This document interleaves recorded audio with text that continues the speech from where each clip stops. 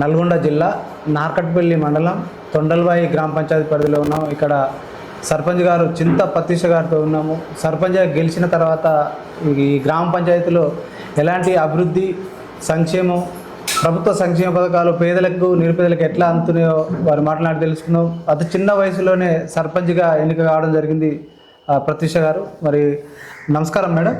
మీరు ఇంత చిన్న వయసులో ఒక మహిళకు అవకాశం వచ్చింది, మీరు ఎలా ఫీల్ అవుతున్నారు? అంటే ఇది నాకు నిజానికి అది గొప్ప అవకాశం అనే చెప్పుకోవాలి. నేను నా చిన్నప్పటి నుంచి మా నాన్నగారినే స్ఫూర్తిదాయకంగా తీసుకొని ఆయన అడుగుజాడల్లో నడవాలంటూ నేను ఆయననే ఇన్స్పిరేషన్గా తీసుకొని ఆయన ద్వారానే ఇప్పుడు ఈ పొజిషన్కి రావడం జరిగింది. మరి ప్రజల ఆదరణ కూడా మా నాన్నగారి సేవ వలన నాకు ఎంతో ఆదరణ అనేది పొందింది. నేను వాళ్ళ దగ్గరికి వెళ్ళినప్పుడు వాళ్ళ రిసీవ్ చేసుకునే విధానం కానివ్వండి, వాళ్ళు చూపించే ప్రేమ కానివ్వండి, తర్వాత గౌరవం కానివ్వండి, అవన్నీ నాకు ఆయన ద్వారా వచ్చాయని నేను చెప్పుకుంటున్నాను. మేడం, ఇంత చిన్న వయసులో సర్పంచ్గా ఈ గ్రామ పంచాయతీ సేవ అందించాలనే ఆలోచన ఒక మహిళకు దక్కడం మీరు ఎలా ఫీల్ అవుతున్నారు? అది దేవుడిచ్చిన అవకాశం అని అనుకుంటాను. ఎందుకంటే మహిళలు ఇప్పుడు అన్ని రంగాల్లో ముందుంటున్నారు. ఇప్పుడు అదేవిధంగా ఇప్పుడు రాజకీయాల్లో కూడా మహిళలు ముందొస్తే మన గ్రామం ఎంతో అభివృద్ధి అవుతుందని నేను నా వ్యక్తిగతంగా నేను అనుకుంటున్నాను. ఎందుకంటే ఇప్పుడు మహిళలు లేని శాఖ అనేది ఎక్కడా లేదు. నిజానికి అయితే మహిళలే ఎక్కువ ముందంజలో ఉంటున్నారు అన్ని రంగాల్లో. అలాగే రాజకీయంలో కూడా ఉంటే మన దేశం, మన రాష్ట్రం, అలాగే మన గ్రామాలు కూడా అభివృద్ధి చెందుతాయని నేను బలంగా నమ్ముతున్నాను. మేడం, మీరు రాజకీయాలు రాకముందుకు మీరు ఏం చేసేవారు? మీ వృత్తి ఏమిటి మేడం? నేను వ్యవసాయ కళాశాలలో బిఎస్సి పూర్తి చేసుకున్నాను సార్. అంటే ఒక ఉన్నత విద్యావంతురాలు మీరు. మేడం, ఇక్కడ సర్పంచ్గా గెలిచిన తర్వాత ఈ గ్రామంలో ప్రధానమైన మేజర్ సమస్యలు మీకు ఏమి ఎదురని మీరు ఎలా పరిష్కరించారు? మేజర్ సమస్య ఒకటి ఏంటంటే, ఇక్కడ ఇటు మాకు రోడ్ నుంచి తాగడానికి వాటర్ అనేది తీసుకోవడానికి ప్రజలు ఒక 500 మీటర్ల వరకు, అంటే అటు ఊరి చివర్లో ఉంటుంది అనమాట ఒక ప్లాంట్. అక్కడ వెళ్ళడానికి చాలా ఇబ్బంది పడేవాళ్ళు. ఎందుకంటే చాలామంది పెద్ద మనుషులు ఉన్నారు, తర్వాత ఇంట్లో ఒంటరి మహిళలు, వీళ్ళందరూ తెచ్చుకోవడానికి ఇబ్బందికరంగా ఫీల్ అయ్యేవాళ్ళు అనమాట. అయితే మేము ఇక్కడ మన గ్రామ పంచాయతీ పక్కనే ఒక వాటర్ ప్లాంట్ని ప్రారంభించాము. మేము పాలనలోకి వచ్చినాక మొదట చేసిన పని అంటే అదే. ఎందుకంటే నీరు అనేది అందరికీ ఎంతో అత్యవసరము. నీరు లేకుండా మనం ఉండలేము. సో వాళ్ళ అవసరాలను తెలుసుకొని మేము ఆ వాటర్ ప్లాంట్ అనేది మేము నిర్మించాము. ఇంకా అలాగే పారిశుద్ధ్యం కూడా మేము గ్రామాల్లో చక్కగా నిర్వర్తించాలనుకొని మేము ఒక ప్రణాళిక ప్రకారం పారిశుద్ధ్యాన్ని మెయింటైన్ చేస్తున్నాము. ఇంకా అదేవిధంగా నీటి సరఫరా కూడా వారికి మరి రోజు అందేలాగా మేము చూస్తున్నాము. ఇంకా మేడం, ఇక్కడ మీ గ్రామ పంచాయతీ పాలక మండలి ప్రధానంగా గ్రామం నుంచి ఎలాంటి ఫిర్యాదులు వస్తున్నాయి? ఆ సమస్యల పట్ల మీ పాలక మండలి వార్డు మెంబర్స్ కావచ్చు, ఉప సర్పంచ్ కావచ్చు, సర్పంచ్, మీ రియాక్షన్ అంటే మీరు ఎట్లా స్పందిస్తారు ప్రజల? అంటే ప్రజలు మాకు ఏ సమస్య ఉన్నా మాకు డైరెక్ట్గా కాంటాక్ట్ అవుతారు సార్. అంటే ఇప్పుడు వాళ్ళకి ఏదేని సమస్య వచ్చిన వెంటనే సర్పంచ్ అయినా నాకు కానివ్వండి, ఉప సర్పంచ్కి కానివ్వండి, మా వార్డు సభ్యులకు కానివ్వండి, ఎవరికైనా ఇన్ఫార్మ్ చేసినా అంటే మేము పక్షపాతం చూపించకుండా ఎటువంటి పారదర్శకంగా మంచిగా ఎటువంటి కంప్లైంట్ వచ్చినా కూడా మేము దాన్ని చక్కగా పరిష్కరిస్తున్నామని మేము అనుకుంటున్నాము. ఎందుకంటే మాకు వచ్చిన ఏ సమస్య అయినా కూడా 1-2 రోజులలో పరిష్కరించడానికి మేము చాలా ప్రయత్నించాము కూడా. చాలా వరకు మేము వాళ్ళు కంప్లైంట్ ఇచ్చిన 1 గంట 2 గంటలకి మేము రెస్పాండ్ అవ్వడం అనేది జరుగుతుంది సార్. ఇక్కడ ప్రధానంగా గ్రామంలో మౌలిక సదుపాయాలు, రోడ్లు కావచ్చు, డ్రైనేజ్ కావచ్చు, వీధి గట్లు కావచ్చు, పారిశుద్ధ్య పనులు ఏ విధంగా కొనసాగుతున్నాయి? మీరు ఆ పరిష్కార మార్గాలను మీకు ప్రజలకు ఎట్లా చేరవేస్తున్నారు? అంటే సార్, ఇప్పుడు మాకు జీపీ వర్కర్స్ ఉంటారు సార్, మున్సిపల్ సిబ్బంది. వాళ్ళ ద్వారా మేము చాలా వరకు ఒక 80% వాళ్ళ ద్వారానే ఈ వర్క్ అనేది సాధ్యమవుతుంది. మేము వాళ్ళకి కృతజ్ఞతలు తెలుపుకుంటున్నాము. ఎందుకనంటే వాళ్ళు లేనిది ఈ పారిశుద్ధ్యం అనేది సాధ్యం కాదు. ఇంకా వీధి లైట్ల నిర్వహణ వస్తే మాత్రం మేము 95% వీధి లైట్లు అనేవి మేము వెలిగేలా చూసుకుంటున్నాము. మాకు ఒక్క మైనస్ పాయింట్ ఏంటంటే థర్డ్ వైర్ లేకపోవడం వల్ల మాకు విద్యుత్ అనేది 24 గంటలు వెలుగుతుంది. దానివలన కొంచెం మాకు విద్యుత్ బిల్లులు అనేవి పెరుగుతున్నాయి. మేము దాని గురించి మా పై అధికారులకు కూడా చెప్పడం జరిగింది. వారు కూడా పరిష్కారం చెప్తామనేసి మా మీటింగ్లలో చెప్పడం జరిగింది. మేడం, ప్రధానంగా అంటే ఇక్కడ గ్రామ పంచాయతీలో నిధులు రాష్ట్ర ప్రభుత్వ నిధులు కావచ్చు, కేంద్ర ప్రభుత్వ నిధులు కావచ్చు, ఏ మేరకు అందుతున్నాయి, ఎట్లా మీ అభివృద్ధికి ఎట్లా సహకారం అందుతుందంటారు కేంద్ర రాష్ట్ర ప్రభుత్వాల నుంచి? అంటే ప్రస్తుతం సార్ ఇప్పుడు మన రాష్ట్రం నుంచి ఏ నిధులు రావట్లేదు అనేది మనందరికీ తెలిసిందే. కేంద్రం నుంచి వచ్చిన బిల్లులు మాత్రం మాకు మెయింటెనెన్స్ వరకే జరిగిపోతున్నాయి సార్. ఎందుకంటే ఇప్పుడు మాకు ఏదైనా మేము డెవలప్ చేయాలన్నా కూడా మాకు అంటే డెవలప్ చేద్దామంటే నిధులు సరిపోక మేము చేయాలని కోరుకున్నా కూడా ఆగిపోతున్నాము. ఇప్పుడు ఆ మెయింటెనెన్స్ వరకు మేము చాలా చక్కగా నిర్వర్తిస్తున్నామని అనుకుంటున్నాం. సంక్షేమ పథకాలు పేదలకు నిరుపేదలకు ఎలా చేరవేస్తున్నారు మీరు? మేము సంక్షేమ పథకాల గురించి ఏదైనా దరఖాస్తు విషయంలో కానివ్వండి, ఏదైనా కొత్త వచ్చినప్పుడు మేము ప్రజలకు వెంటనే తెలియజేస్తున్నాము. ముందంజగానే వాళ్ళని మేము ఏ దరఖాస్తుకి ఏ సర్టిఫికేట్ అయితే కావాలో వాటిని మేము ముందంజగానే చెప్పి వాళ్ళని ఎప్పటికప్పుడు రెడీ చేస్తూ ఉన్నాము. ప్రధానంగా గ్రామంలో బెల్ట్ షాపులు బాగున్నాయి అంటున్నారు మేడం. మహిళలు మా దృష్టి తీసుకొచ్చారు. ఒక మహిళ యువ సర్పంచ్గా మీరు బాధ్యతలు నిర్వహిస్తున్నారు. మీ పాలక మండలి, ఇక్కడ గ్రామ పంచాయతీ పాలక మండలిలో తీర్మానం ప్రవేశపెట్టి నోటీసులు ఇచ్చి ఆ బెల్ట్ షాపులపై చర్యలు తీసుకుంటారు. ఎందుకంటే ఎన్నో కుటుంబాలు చిన్నమైపోతున్నాయి తాగుడు వ్యసనం వల్ల. అవును సార్, యాక్చువల్గా మేము అనుకున్నాము బెల్ట్ షాపులు అనేవి చాలా వరకు మేము వాటిని అరికట్టాలని అనుకుంటున్నాము. కానీ పరిస్థితుల దృష్ట్యా కొంచెం లేట్ అవ్వడం అనేది జరుగుతుంది. ఇప్పుడు ముందు కూడా మేము ఈ మద్యాన్ని అరికట్టాలని అనుకుంటున్నాము. మద్యాన్నే కాదు, అలాగే ఎవరైతే ఇప్పుడు మైనర్ బాలికలు కానివ్వండి చాలామంది వ్యసనాలకు అనేది గురవ్వడం జరుగుతుంది. అది కూడా మేము అరికట్టాలని అనుకుంటున్నాము. ప్రధానంగా యువత కూడా చెడుదారి పడుతున్నది. అటు మత్తపానీయాలకు బానిస అయిపోయి ఉజ్వల భవిష్యత్తు ఆగం చేసుకుంటున్నారు. వారిలోకి వచ్చే మార్పు రావడానికి పోలీసు వారి సహకారం అలై కార్యక్రమం ద్వారా ఏమైనా చైతన్య సదస్సులు నిర్వహించారా ఈ గ్రామ పంచాయతీలో? అవును సార్, అరైవ్ అండ్ అలై ప్రోగ్రాంలో మేము యూత్ని మేము గ్యాదర్ చేసి ఆ తర్వాత వాళ్ళకి మేము అవేర్నెస్ అనేది ఇవ్వడం జరిగింది.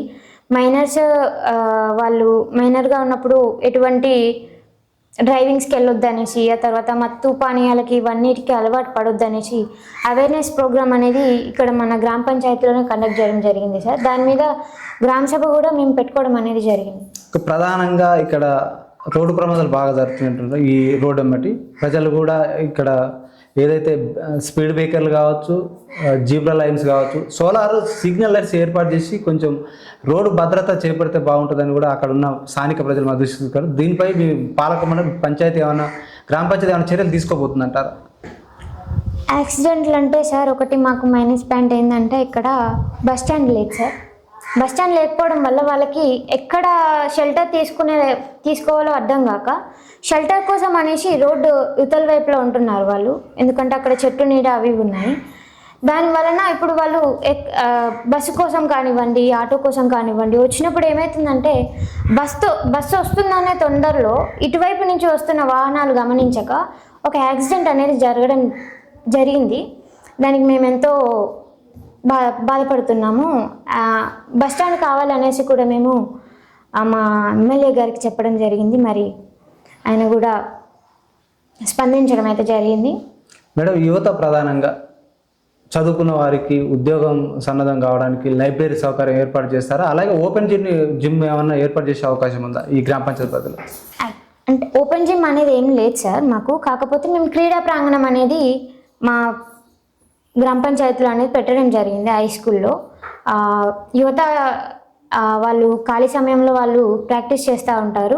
ఇంకా లైబ్రరీ అనేది ఇక్కడే ఉంది సార్. మాకు గతంలో అది శిథిలావస్థలో ఉంది. దాన్ని కూడా మేము ప్రారంభిద్దాం అనేసి అనుకుంటున్నాము.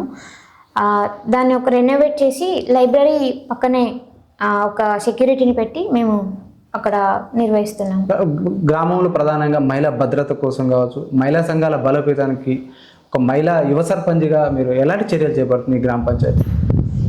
మేము అంటే సార్ ఇప్పుడు సెల్ఫ్ హెల్ప్ గ్రూప్స్ ఉన్నాయి కదా సార్, వాటిని మేము నెల వాళ్ళని మీటింగ్లకు అటెండ్ అవ్వమనేసి, ఏమైనా సమస్యలు ఏమైనా ఉన్నాయా అనేసి నెల గ్రామ సభలో కానివ్వండి, లేదంటే అత్యవసర మీటింగులు పెట్టి మేము వాళ్ళ సమస్యలు అనేది మేము తెలుసుకోవడం జరుగుతున్నది. ఇంకా ఎక్కడైనా ఎటువంటి సమస్యలు వచ్చినా కూడా మేము వెంటనే వెళ్ళి దాని గురించి చర్చ చేయడం అనేది జరుగుతుంది. దానికి సంబంధించిన పరిష్కారం కూడా మేము అక్కడే ఇవ్వడం అనేది జరుగుతుంది సార్. ప్రధానంగా రైతులు కావచ్చు, ఇక్కడ ప్రజలు మద్దతు తీసుకొచ్చారు మేడం. కోతుల బెడద, కుక్కల బెడద విపరీతంగా ఉందంటున్నారు మేడం. దాని తక్షణ నివారణ చర్యలు ఏమైనా చేపట్టాలంటున్నారు ఏమన్నా? మనందరికీ తెలిసిందే సార్, ఇప్పుడు జంతు సంరక్షణ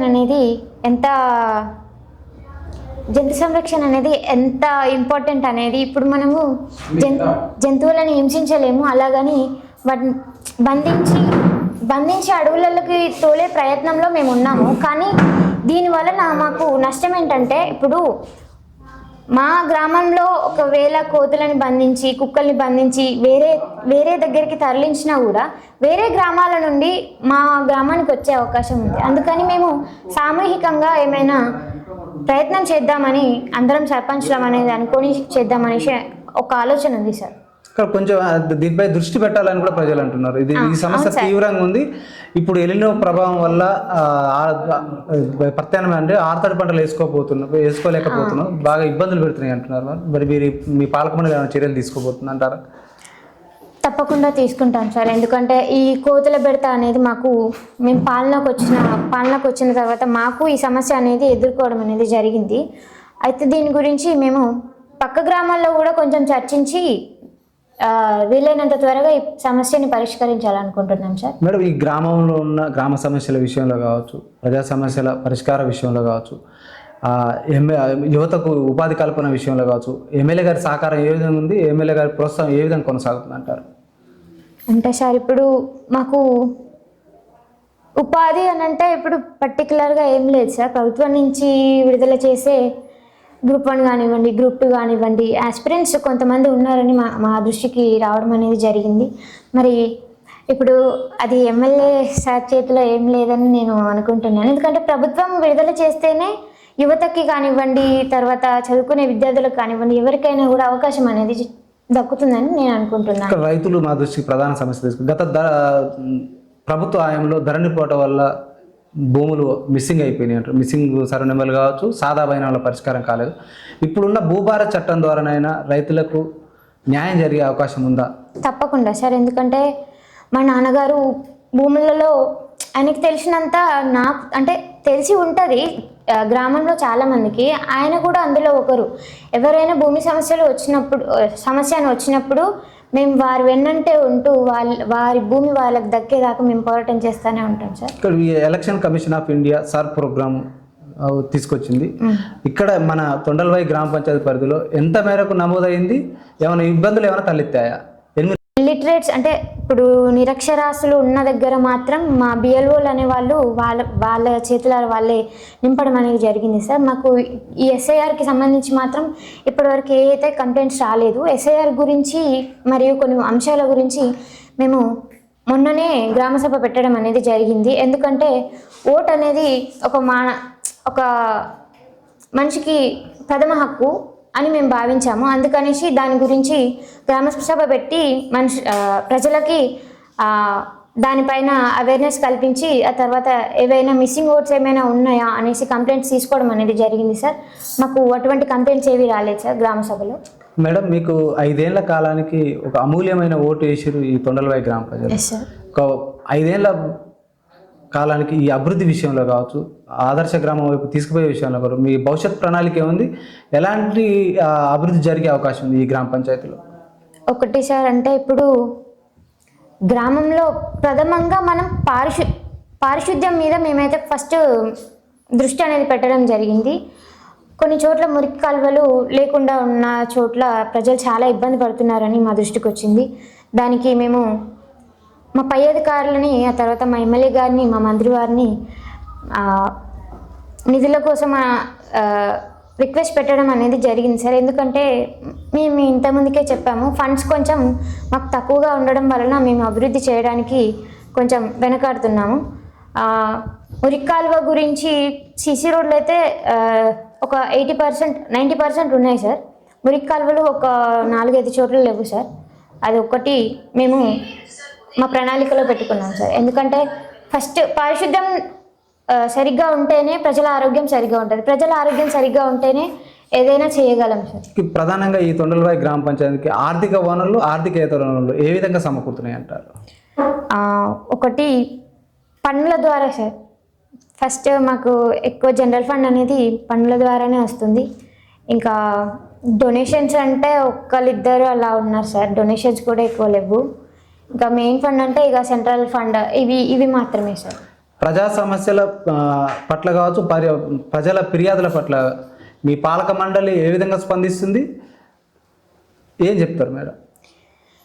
సార్ మేము మా పాలకవర్గం ఎలా అంటే, ఇప్పుడు వార్డు సభ్యులు కానివ్వండి, ఉప సర్పంచ్ కానివ్వండి, సర్పంచ్ని కానివ్వండి, ఏ పక్షపాతం లేకుండా, ఏమంటారు మీరు ఆ పార్టీ ఈ పార్టీ అని ఏది లేకుండా ప్రజలు మాకు కంప్లైంట్ ఇచ్చిన వెంటనే మేము స్పందించడం అనేది జరుగుతుంది. మేము వార్డు సభ్యులకు కూడా చెప్పాము, ఏవైనా వారి వార్డు సభ్యులలో వార్డుకు సంబంధించిన సమస్యలు వాళ్ళ ద్వారా రావాలి లేదా ప్రజల ద్వారా రావాలి అనేసి మేము వెల్లడించడం అనేది జరిగింది. వారు కూడా మేము నెల మీటింగ్లు అనేది పెట్టుకుంటాము. అవసరమైతే నెలకు 2 సార్లు అయినా కూడా అత్యవసర మీటింగ్లు అనేది మేము అలా సమావేశం అవుతూనే ఉంటాము. అక్కడ మేము సమస్యలు చర్చించుకొని వాటి యొక్క పరిష్కారాలు కూడా అక్కడే చర్చించుకొని మరి వాటి వైపు అడిగేస్తాము. మేడం, మీరు ఒక యువ సర్పంచ్గా మీరు కొనసాగుతున్నారు. యువత రాజకీయాల వైపు రావడానికి మీరు ఏ సందేశం ఇస్తారు? ఏం సందేశం అంటే సార్, ఇప్పుడు యువత ఇప్పుడు మన పెద్దవారికి యువతకి చాలా తేడా ఉంటుంది. పనిచేసే విధానం కానివ్వండి, వాళ్ళ ఆలోచన విధానం కానివ్వండి. మనం స్మార్ట్ వర్క్ చేసి మన గ్రామాలని ఎంతో చక్కగా అభివృద్ధి చేసుకుంటామని నేను గట్టిగా నమ్ముతున్నాను. ఎందుకంటే కొన్ని ఆలోచనలు ఎలా ఉంటాయంటే అభివృద్ధి వైపే అడిగేసేలా ఉంటాయి. యువతకి ఇందులో చాలా నాలెడ్జ్ ఉన్నదని నేను నమ్ముతున్నాను. కాకపోతే ఏంటంటే ఇప్పుడు వాళ్ళకి అవేర్నెస్ లేకపోవడం వల్ల, లేదంటే వాళ్ళ ఇంట్రెస్ట్ని బేస్ చేసుకొని ఉంటుందని. చింత ప్రత్యూష గారు, సర్పంచ్ గారు, ప్రజా సమస్యల పట్ల కావచ్చు, మీరు ఫోన్ లిఫ్ట్ చేసి వారికి మీ స్పందన కావచ్చు, మీ యొక్క సలహా ఏ విధంగా ఉందంటారు? అంటే అది సార్, నేనైతే వారు ఏదైనా సమస్య గురించి చెప్పినప్పుడు నేను పాజిటివ్గా రెస్పాండ్ అవ్వడం అనేది జరుగుతుంది సార్. ఎందుకంటే వారు నాకు ఈ అవకాశం ఇచ్చింది. నేను ఇక్కడ ఈ స్థానంలో ఉన్నానంటే కారణం ప్రజలే. ప్రజలు లేనిది నేను ఇక్కడ ఉండలేను. వారి ఓట్ల ద్వారానే మరి నాకు ఈ స్థానం అనేది కలిగింది.